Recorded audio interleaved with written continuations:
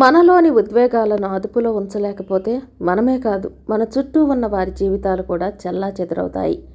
ఇందుకు ఉదాహరణగా మన చుట్టూ తానే ఎన్నో ఉదంతాలు జరుగుతూ ఉన్నాయి. అలాంటిదే ఇప్పుడు మీరు వినబోయేది 1995లో జరిగిన సంఘటన. దాని వివరాల్లోకి వెళ్తే 1995 జూలై 2న నైనా సాహ్ని అనే 29 సంవత్సరాల కాంగ్రెస్ కార్యకర్త తన భర్త అయిన సుశీల్ శర్మ చేతిలో హత్యకు గురయ్యింది.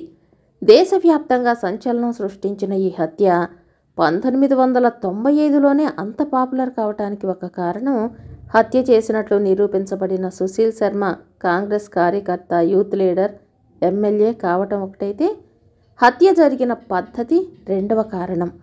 ఎమ్మెల్యే అయిన సుశీల్ శర్మ, నైనా సాహ్ని భార్యాభర్తలు. వీళ్ళు ఢిల్లీలోని గోల్ మార్కెట్ వద్ద ఉండే గవర్నమెంట్ ఫ్లాట్స్లో ఉండేవారు. నైనా సాహ్ని క్లాస్మేట్ అయిన మత్లూబ్ కరీం కూడా పార్టీ కార్యకర్తగా చురుకుగా ఉండేవాడు. నైనా సాహ్ని, మత్లూబ్ కరీం వీళ్ళిద్దరూ చిన్నప్పటి నుంచి కూడా స్నేహితులు. అయితే సుశీల్ కుమార్ తన పెళ్లి సంగతి బయటి ప్రపంచంతో దాచి ఉంచేవాడు. ఇదేమో నైనాకి నచ్చేది కాదు. ఎన్నిసార్లు చెప్పినా సుశీల్ పట్టించుకోలేదు. అంతేకాకుండా అతని చెడు అలవాట్లతో కూడా నైనా విసిగిపోయింది. తన జీవితంలో జరుగుతున్న విషయాలను, తన బాధలను మత్లూబ్ కరీంతో చెప్పి తాను ఆస్ట్రేలియా వెళ్లాలనుకుంటున్నట్లు చెప్తే మత్లూబ్ సహాయం కూడా చేస్తానంటం జరుగుతుంది. అయితే సుశీల్ శర్మకు వీళ్ళిద్దరి సాన్నిహిత్యం నచ్చేది కాదు. అనుమానిస్తూ ఉండేవాడు. రోజు ఇంటికి వచ్చాక ఫోన్ది రీడైల్ బటన్ నొక్కి నైనా ఎవరితో మాట్లాడేది చెక్ చేసేవాడు.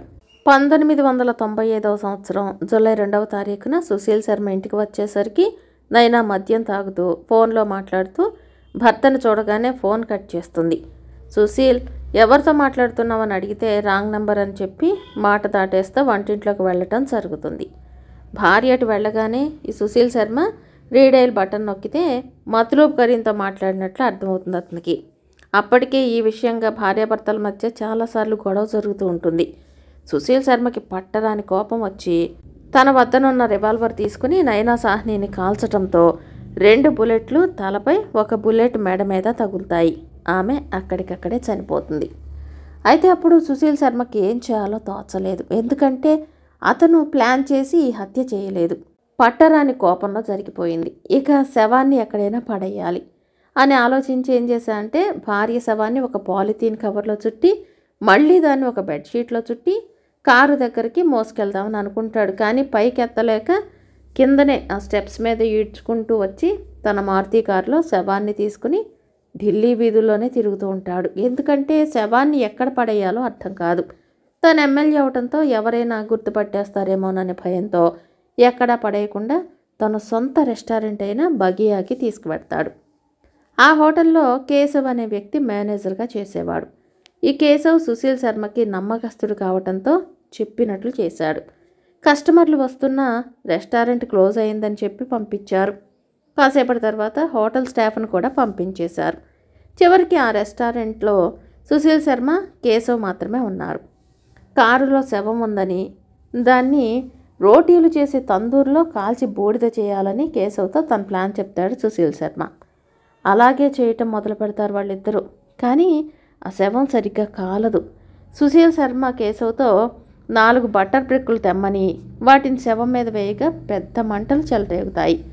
అదే సమయంలో ఆ ఏరియాలో గస్తీ తిరుగుతున్న హోంగార్డులు నజీర్ కుంజు, చందర్ పాల్ బగియా రెస్టారెంట్లో మంటలు రావడం గమనించి అబ్దుల్ నజీర్ కుంజు రెస్టారెంట్ గేట్ వద్దకు వెళ్ళగా సుశీల్ శర్మ గేటుకు అడ్డంగా ఒక బట్ట కట్టి అక్కడే నిల్చుని ఉండటం చూస్తాడు. ఎందుకని మంటలు అంతగా వస్తున్నాయని అడిగితే పార్టీ పోస్టర్లు కాలుస్తున్నామని చెప్తాడు.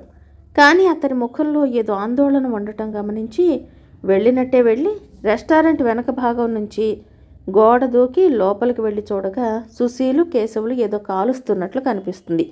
ఏం కాలుస్తున్నారని అడిగితే పొట్టేలు అని చెప్పినా అనుమానంతో దగ్గరికి వెళ్ళి చూస్తే అక్కడ ఒక కాలుతున్న స్త్రీ శవం కనిపిస్తుంది. వెంటనే పై అధికారులకు ఇన్ఫామ్ చేయటం. అధికారులు చేరేసరికి సుశీల్ శర్మ పరారీ కావడంతో కేశవ్ను అదుపులోకి తీసుకుని ప్రశ్నించినా కూడా కేశవ్ నుంచి ఏ వివరాలు తెలియరాలేదు.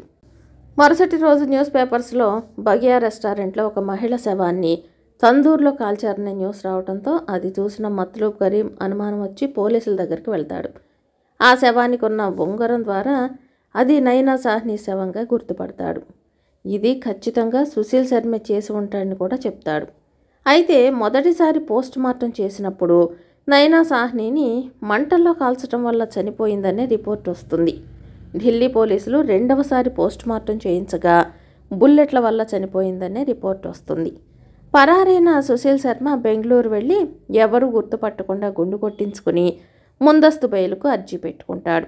ఢిల్లీ పోలీసులకు విషయం తెలిసి బెంగళూరు వెళ్ళి అరెస్టు చేస్తారు. పోలీసులు కేశవ్ను అప్రూవల్గా మారమనగా అతను నిరాకరించడం జరుగుతుంది. కేశవ్ సుశీల్ శర్మకు నమ్మకస్తుడు. అతను కేశవ్కు అప్రూవల్గా మారవద్దని నచ్చచెప్పేవాడు. ఆ తర్వాత బెదిరించడం కూడా జరుగుతుంది. అయినా చివరకు కేశవ్ అప్రూవల్గా మారటంతో 2003 సంవత్సరం నవంబర్ 7న సెషన్ కోర్టు సుశీల్ శర్మకు ఉరిశిక్ష, కేశవ్కు 7 సంవత్సరాల జైలు శిక్ష విధించింది. సుశీల్ శర్మ హైకోర్టులో అప్పీల్ చేయగా 2007 సంవత్సరంలో హైకోర్టు కూడా ఉరిశిక్ష విధించింది. ఆ తర్వాత సుప్రీంకోర్టులో అర్జీ పెట్టుకోగా 2013 సంవత్సరంలో ఉరిశిక్షను జీవిత ఖైదుగా మార్చింది. ఎందుకంటే సుశీల్ శర్మకి క్రైమ్ రికార్డ్ లేదు, ఈ హత్య ప్లాన్ చేసి చేయలేదు, తన ఇంటికి చెందిన పర్సనల్ మ్యాటర్ అని చెప్పింది సుప్రీంకోర్టు. ప్రస్తుతం సుశీల్ శర్మ జైలు శిక్ష పూర్తి చేసుకుని తన పేరు మార్చుకుని జీవిస్తున్నాడు.